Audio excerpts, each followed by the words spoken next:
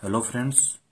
तो इस वीडियो में मैं आपके साथ बात करने वाला हूं जो आरआरबी पीओ का इंटरव्यू है उसका जो मेरा एक्सपीरियंस क्या रहा उसके बारे में आपसे बातचीत करना चाहता हूं।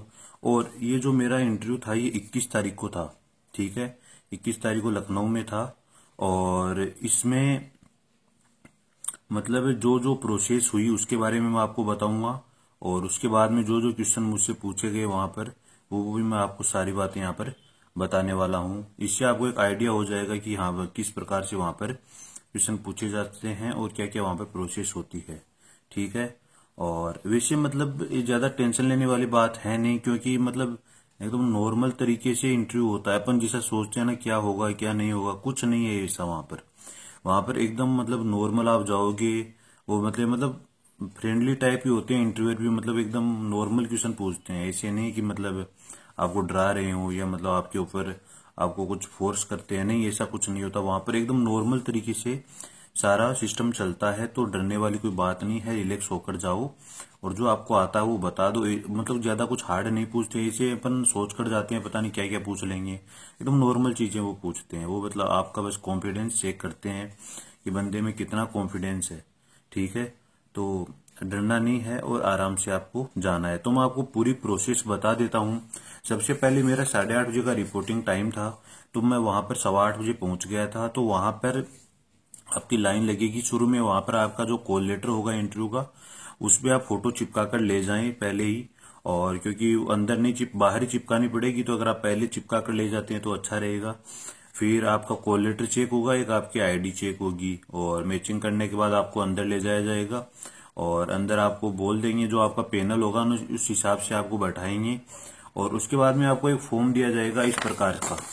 ये फॉर्म आपको मिलेगा वहां पर, आपको दिख नहीं रहा होगा, ये देखिए इस प्रकार का आपको एक फॉर्म वहां पर मिलने वाला है। और इस फॉर्म में आपको क्या फिलअप करना है, इस फॉर्म में आपको ऊपर तो देखो जैसे मेरा नाम पंकज कुमार लिखा हुआ है, पंकज कुमार, यहाँ पर मेरा फादर्स नेम आ गया। और यहाँ पर स्केल फर्स्ट जो मेरी पोस्ट है, स्केल फर्स्ट की जो पोस्ट है वो यहाँ पर अपन को लिखनी है। और इसके नीचे जो बायोडेटा है यहाँ पर मतलब जो भी आपके डॉक्यूमेंट्स हैं, जो भी डॉक्यूमेंट्स आपने लगाए हैं, जैसे आपको 10th की हो गई, 12th की मार्कशीट हो गई, आपका ग्रेजुएशन का हो गया, मेरा बीकॉम था तो मैंने वो लगाया था, डिग्री हो गई, या फिर आपका वो डिग्री के बाद में जो डिग्री नहीं है तो प्रोविजनल सर्टिफिकेट हो गया, आपका ओबीसी का सर्टिफिकेट हो गया, जो भी आपका SC ST जो भी है वो सारे, आधार कार्ड हो गया। अगर आपके पास कंप्यूटर का सर्टिफिकेट है तो वो भी आप लगा सकते हो, नहीं है तो कोई जरूरत नहीं है। उसके बाद में नीचे में आपके मतलब फुल आपका नाम, रोल नंबर, ये सारे इसमें फीड करना होता है, ज्यादा कुछ नहीं है। लास्ट में ये आपको एक कॉपी करनी होती है, जो टेक्स्ट यहाँ पर लिखा हुआ रहता है, इसको जैसे अपन एग्जाम में करते हैं कॉल लेटर वैसे कुछ ऊपर लिखा हुआ रहता है, वो आपको सेम टू सेम इसमें लिखना होता है आपकी हैंड राइटिंग में। ठीक है, तो ये सारा ये आपको फॉर्म दिया जाएगा, ये आपको वहां पर फिलअप करना है। टाइम मिलेगा आपको, ऐसा नहीं है कि कोई जरूरी नहीं है इसमें जल्दीबाजी करनी है, वहां पर जरूरत नहीं है। उसके बाद में आपका क्या होगा, उसके बाद में आयरिस स्कैन किया जाएगा आपका। तो आपको अलग अलग पैनल के हिसाब से वहां पर आपको मतलब आपके आगे 2-3 बंदे होंगे अलग अलग पैनल के, वो अलग अलग होते हैं आयरिस स्कैन करने के लिए। तो फिर वो आपको आयरिस स्कैन कंप्लीट हो जाएगा आपका 10-15 मिनट बाद में, आपका नंबर आने के बाद। तो उसको बाद आपको मतलब आपके डॉक्यूमेंट वेरिफिकेशन के लिए दूसरी जगह आपको ले जाया जाएगा, दूसरे रूम में। वहां भी आपके आगे 4-5 बंदे होंगे। ठीक है, वहां भी आपको मतलब एक बंदे का आप मानो कि 7-8 मिनट एक बंदे को लग जाती हैं। वो सारे डॉक्यूमेंट चेक करते हैं, सभी डॉक्यूमेंट्स की आपके पास जीरोक्स होनी चाहिए। स्पेशली मैं बता देता हूँ क्या क्या डॉक्यूमेंट आपके पास होने चाहिए। एक तो आपके पास 10th की मार्कशीट होनी चाहिए, अगर आपके पास उसका सर्टिफिकेट है तो वो भी साथ में ले जाइए, वरना मार्कशीट तो चाहिए ही चाहिए। और आपकी 12th की मार्कशीट, और ग्रेजुएशन में आपका first year, second year, third year, मतलब पार्ट फर्स्ट, सेकेंड, थर्ड जो भी है। जैसे बीकॉम किया है तो बीकॉम की फर्स्ट ईयर की, सेकेंड ईयर, फाइनल की, तीनों की मार्कशीट चाहिए। और लास्ट में डिग्री भी चाहिए। अगर डिग्री नहीं है तो आपको प्रोविजनल साथ में लेकर जाना है, और इन सब की कॉपी भी आपको करवानी है। ठीक है, ये डॉक्यूमेंट। और एक आपका जो कास्ट का जो सर्टिफिकेट है, अगर आप अदर स्टेट से हो तो आपको सेंटर वाला ही लेके जाना है। और अगर आप सेम स्टेट से हो तो सेंटर वाले की जरूरत नहीं है, आपका वो भी चल सकता है, कोई भी उसमें से चल सकता है, इसलिए उसकी कोई नीड वहां पर नहीं है। ठीक है, और मतलब और एक आपको जो मतलब गवर्नमेंट जॉब में पहले से लगे हैं उनको एनओसी ले जाना क्या है जरूरी है, इस चीज का ध्यान रखें। एनओसी की कॉपी नहीं चलेगी, एनओसी वहां पर ओरिजिनल आपके पास होना चाहिए।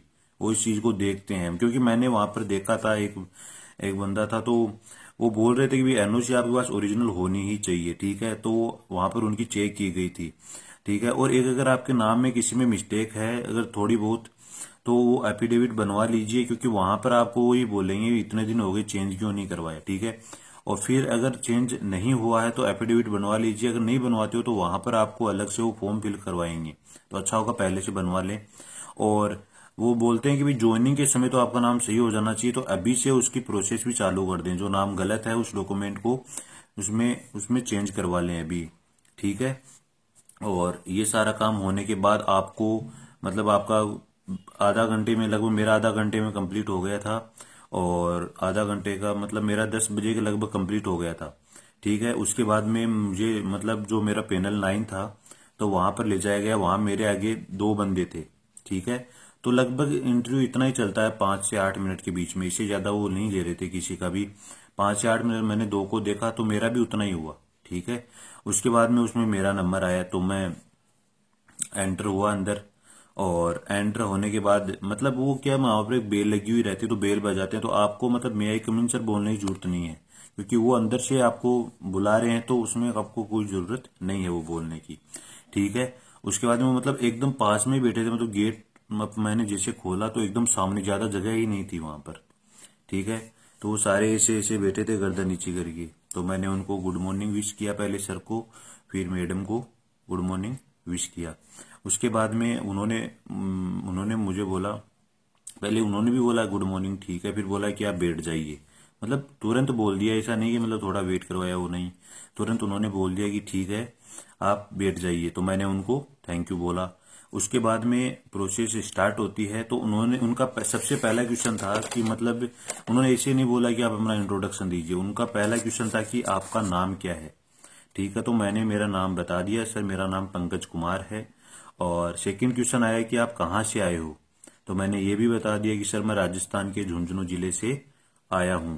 फिर उनका क्वेश्चन था कि आप अपनी क्वालिफिकेशन के बारे में बताइए, ठीक है। तो मैंने अपनी क्वालिफिकेशन में अपनी जो 10th अजमेर बोर्ड से किया था उसके बारे में बताया, 12th के बारे में बताया, ग्रेजुएशन के बारे में बताया, और अपनी पोस्ट ग्रेजुएशन के बारे में बताया, ठीक है। उसके बाद उनका अगला क्वेश्चन आया कि आप कितने भाई बहन हो, तो मैंने बता दिया कि सर हम 4 भाई हैं, ठीक है।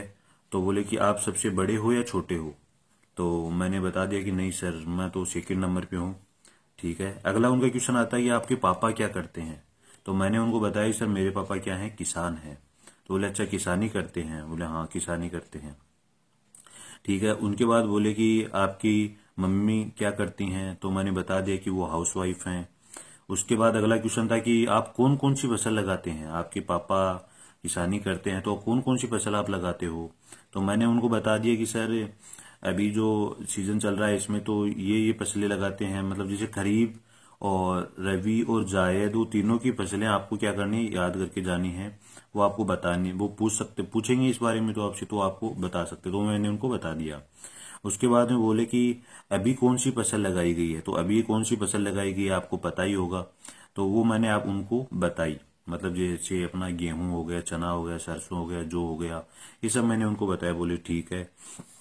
फिर ये बोले कि चलो ठीक है आप ये बताइए कि आपने किसानी में अपने घर वालों के साथ क्या योगदान दिया है, मतलब उनसे कोई उनके साथ मिलकर कोई उनको काम करवाया है किसानी से रिलेटेड, क्या योगदान आपने वहां पर दिया है। तो मैंने उनको बताया कि सर मैंने मतलब बुआई से लेकर कटाई तक इतने इतने इन इन कामों में उनका योगदान दिया है, सारी बातें मैंने उनको बताई। बोले ठीक है।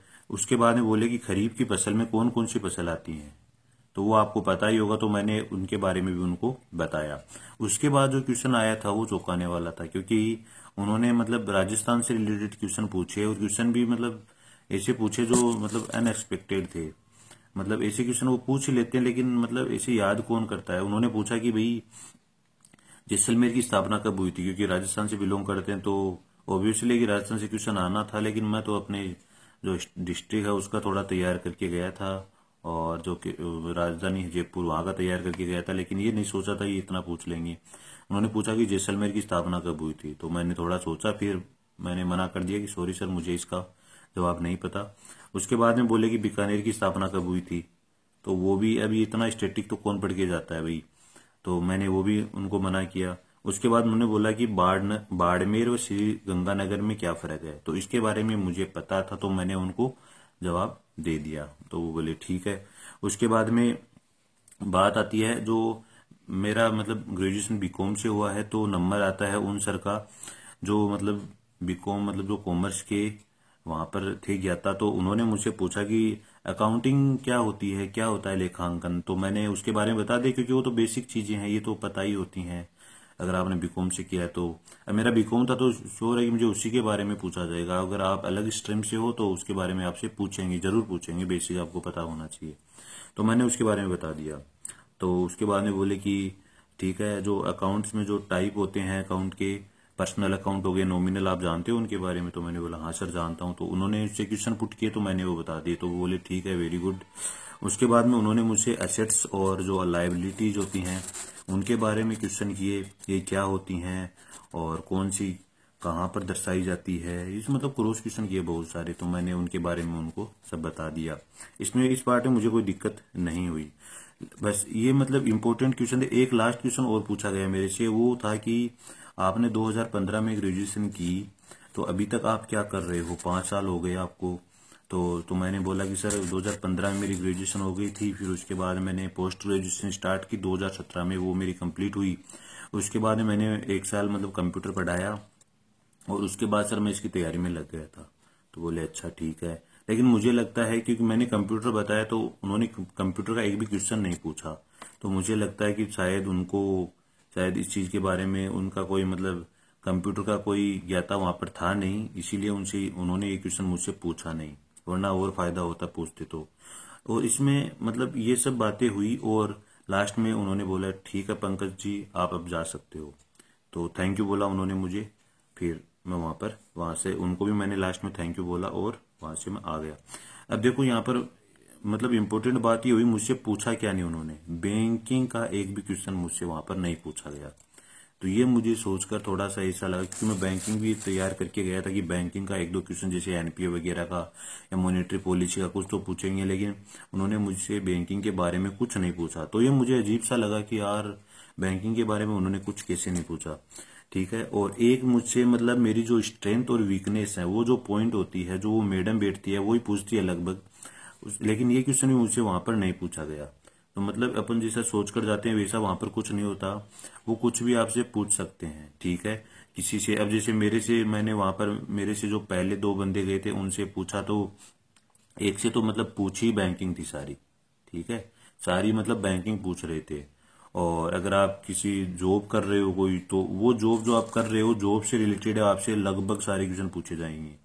तो जिस स्ट्रीम से आप हो उस स्ट्रीम के बारे में भी थोड़ा बेसिक नॉलेज तैयार रखें। तो इंटरव्यू में कुछ भी हो सकता है, लेकिन होना नॉर्मली है, ठीक है। तो ऐसा मतलब घबराने की जरूरत नहीं है। तो मेरा इंटरव्यू अच्छा गया और अब आगे देखते हैं नंबर तो कितने मिलेंगे, लेकिन अच्छा गया। तो मैंने आपको बता दिया कि भाई मेरे मतलब जो जो क्वेश्चन उन्होंने मेरे से पुट किए थे और क्या क्या उनसे पूछा, लेकिन अब स्ट्रेंथ और वीकनेस का जो और या बैंकिंग का जो मुझसे नहीं पूछा गया वो आपसे पूछा जा सकता है। तो इस बारे में तो आप अपनी तैयारी रखें, ठीक है। और शायद मुझे ऐसा लगता है कि आपको अगर मेरे इस वीडियो से थोड़ा बहुत तो फायदा ही हुआ होगा, और आप इस हिसाब से भी मतलब थोड़ा सा आप अनुमान लगा सकते हैं कि मतलब किस प्रकार से अपना जो इंटरव्यू है वो चलने वाला है, ठीक है दोस्तों। मिलते हैं एक नए वीडियो के साथ, धन्यवाद।